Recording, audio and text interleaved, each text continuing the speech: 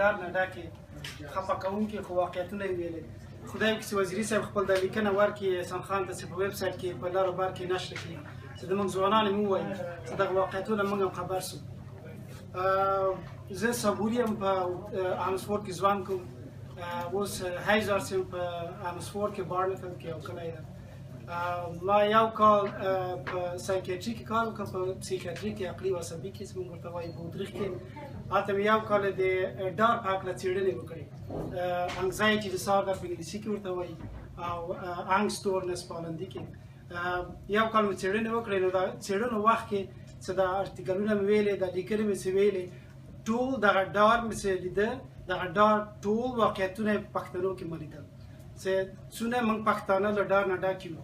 یو خو نه د غیرت ټکی هم په ځان ایښی چې موږ پښتانه غیرتي یاستو، او که واقعیت کې وګورئ له موږ نه ډاران، له موږ نه ځپل شوی قوم په دنیا کې نشته چې په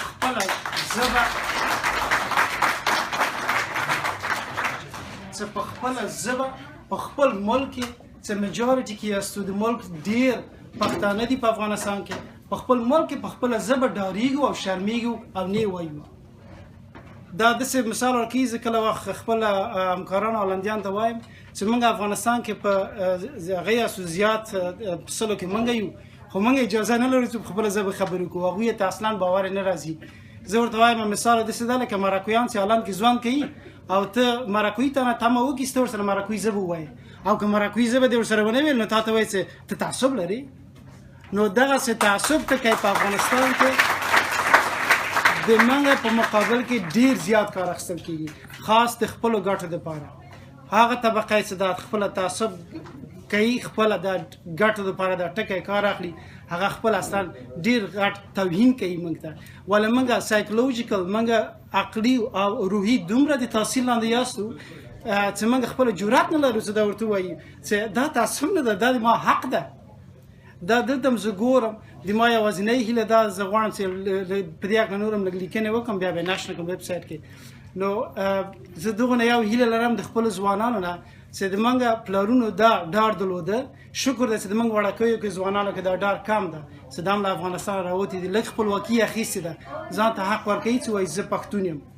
کله چې ما مرحوم پلار ته مې هر وخت ویلي چې تاسو دا رقعه د ما ښوونځي ته لیکله، تا دا فکر نه کوه زه به په خپله ژبه دا رقعه نه لیکم چې زوی مې نه درځي، چې په فارسي دې لیکله. ولې د ماته دا نه ویلې چې زوی په خپله ژبه خبرې وکړه باندې، دا خو ملي او رسمي ژبه ده، او فارسي خو یوازې رسمي ده، زموږ خو د هم ملي او رسمي ژبه ده. نو دا ډار د پښتنو کې شته. دا چې ګورم کله چې باندې یو تاجک ورور ګورم، یو پښتون دا ځان ته حق نه ورکوي چې هغه سره پښتو ووایي. دا ډار ده، دا تعصب نه ده.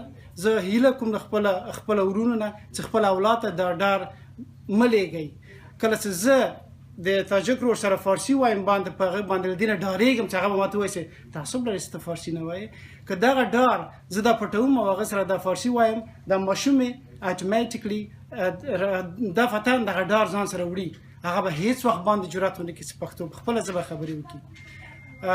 ورونو مشرانو ښه خبره وکړه، وایي د ژبې وړاندې کولو دپاره څو موخې دي، څو مخه لري چې علمي توګه د موږ هر یو مسؤلیت ده چې څوک لیکنه او ویې نه کوی چې افغاني پښتو ژبه باندې دا د موږ دا وظیفه ده چې یو څه ولیکو. زه چې اوله وایم چې پښتو اوله پکار ده ځان ته ووایم چې ما څه کړي پښتو ته تر اوسه. زه ځان ملامت احساسوم تر اوسه پښتو ته چې ما تر اوسه پښتو ته څه نه دي کړي. په کار د کتاب ولیکو، د موږ دا مسؤلیت دی هر پښتون. او بله دوامه هغه یې ده چې پرې ژبه په خبرې وسي، کتابونه به ولیکل سي، ولې پرې خبرې چې ونه سي بیا به یې مفهومه ده. زه هر ورونو نه خویندو نه دا هغه لرم چې پښتون سره یو مینه وکړي او بل په ځان ویاړ وکړي. کله چې هر ورور یې مخې ته راځي په افغاني یا تاجکي، نو هغه ته کولی چې په خپله ژبه خبرې وکړي، دا د موږ حق ده. دغه یوازینۍ هیله ده تاسو نه. که د ما لیکنه نشته شوه زه به بیا تاسو ته ووایم. بیا هم پښتو